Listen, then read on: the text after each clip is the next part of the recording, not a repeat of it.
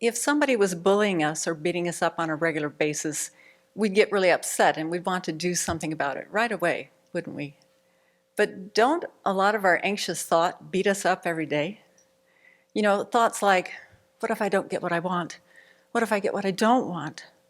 What if I'm separated from what I like? What if I'm inconvenienced? What if people don't like me? What if people criticize me? Things like this, thoughts like this happen all day long, don't they?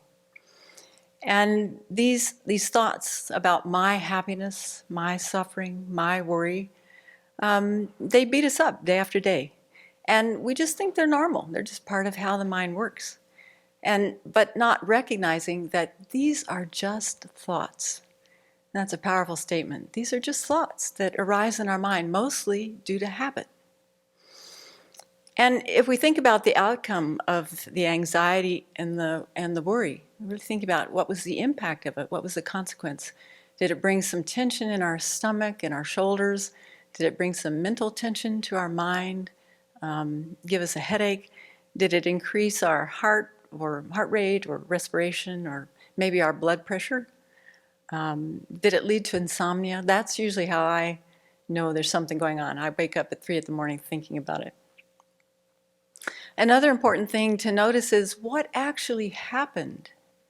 Did what I worry about ever happen? How many of the things I've worried about have actually happened? Really, seriously, take a look. It's probably a very small percentage, isn't it? Or did I just use some of my precious time and energy worrying about things? That's often the real outcome.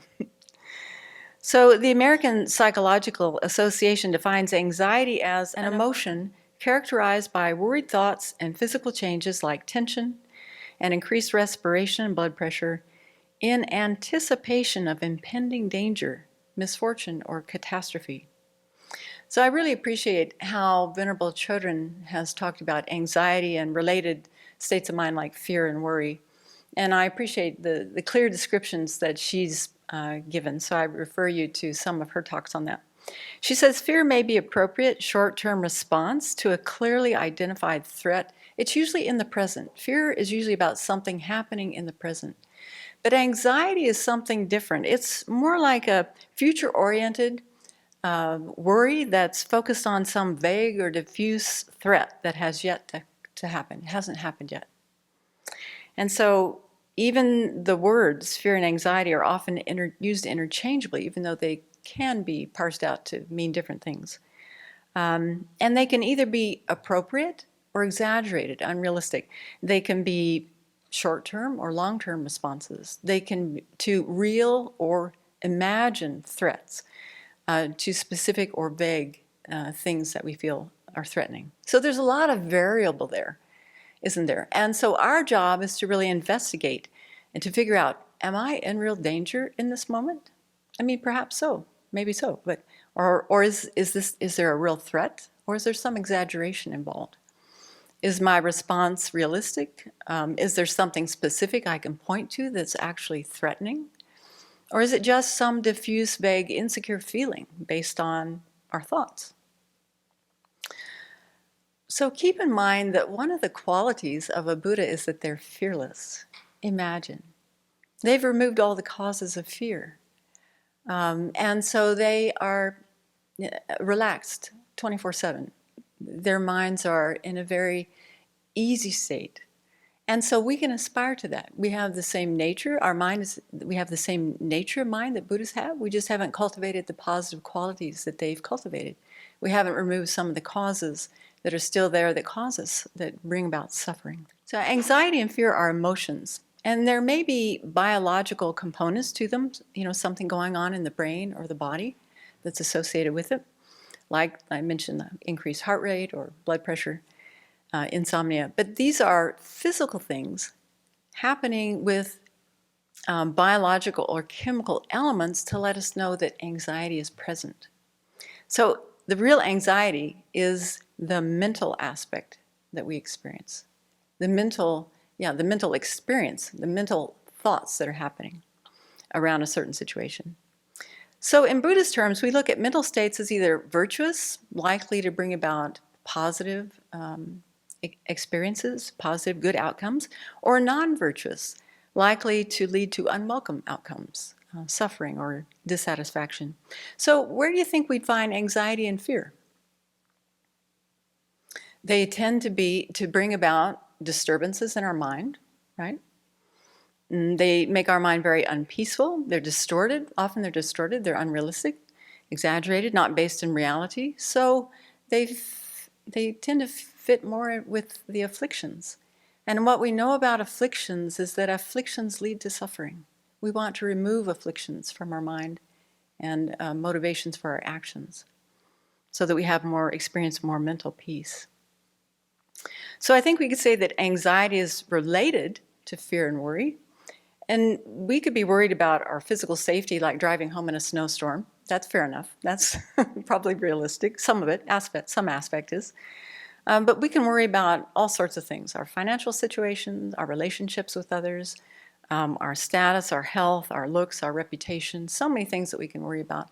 I know one dear friend who is so anxious that she rarely goes out of her house. She is agoraphobic. So we can worry about just about anything, and to different degrees.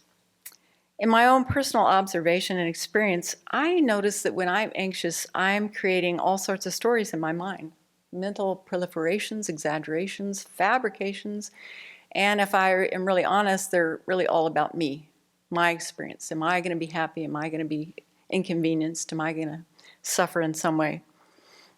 So a certain situation happens, or a person says something to me, or whatever the situation might be, and my mind takes these situations and interprets them. Or it imputes all sorts of meaning onto them that's not there. And then I usually think that what I've imputed is true, that it's the reality of the situation. But I hate to break it to you, just because we think something doesn't make it true. So we can check this out for ourselves. And often when we're making up stories, the stories we create are usually about something that has not happened. That's important to notice. The stories are mental projections. They haven't happened yet, and they're often very unlikely to happen. The story we write is usually something like, this horrible thing is about to happen or going to happen, likely to happen, and I'm powerless in this situation. Are we really that powerless, or can we work with our thoughts? And what if it happens? What am I going to do? I'm going to be so overwhelmed. Often that's the fear that's there. And no one else can help me. Nobody else cares. I don't know what to do. It's important to pay attention. What are we really saying to ourselves? So I remember an example that was in the news, I think it was last year, where this man was bird watching in Central Park. Do you remember this story?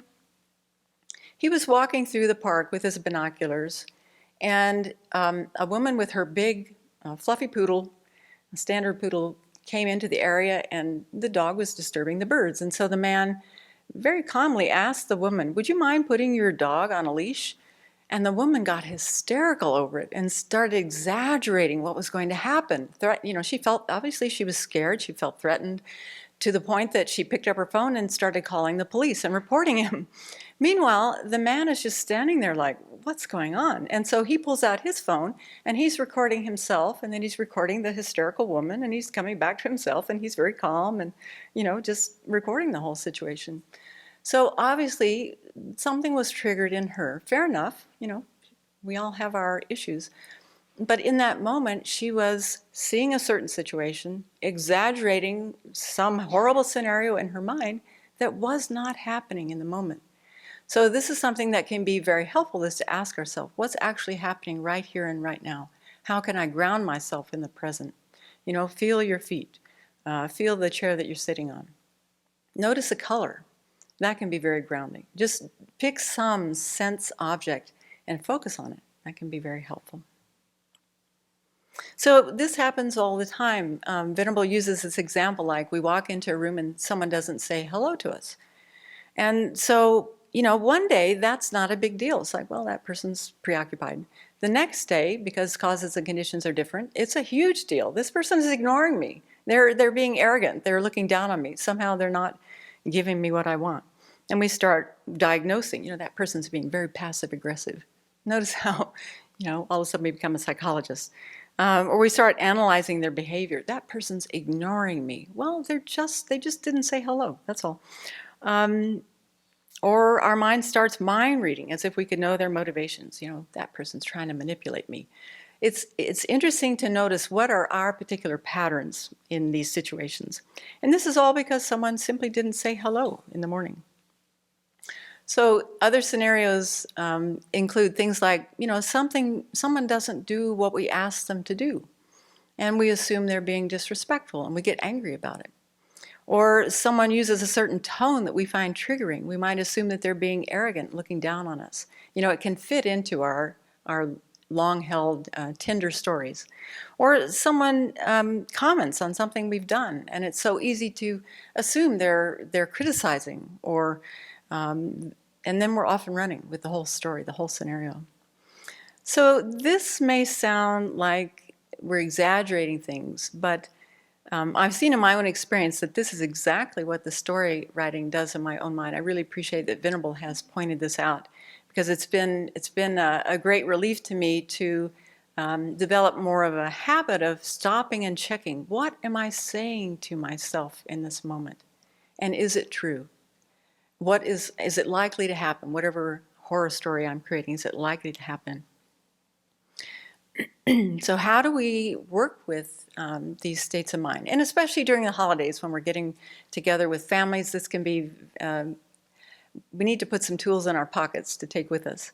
So start by observing the mind. Mindfulness, doing even just 10, 15 minutes of mindfulness meditation each day can help to create more self-awareness, more space in the mind for us to be able to observe our thoughts.